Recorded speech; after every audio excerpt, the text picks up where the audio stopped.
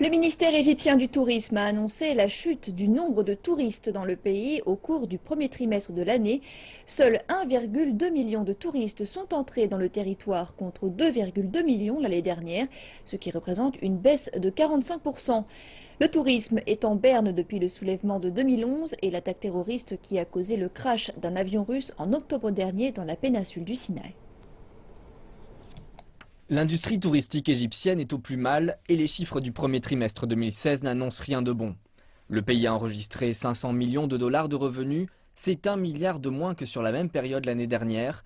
Pour les analystes, cette chute est alarmante.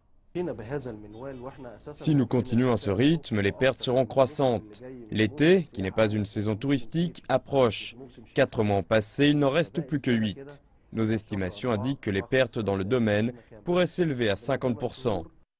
Le tourisme a rapporté au pays environ 9 milliards de dollars l'année dernière, ce qui n'a pas suffi à empêcher la chute de la devise égyptienne face au dollar américain.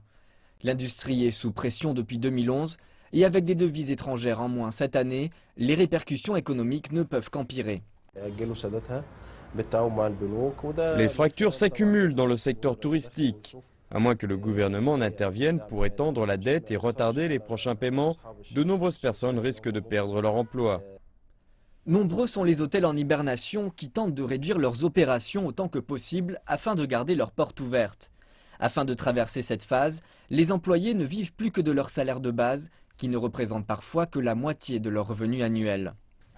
Tant que la Russie et l'Europe maintiennent les restrictions à voyager en Égypte, le pays devra continuer à se passer de 80% de sa clientèle.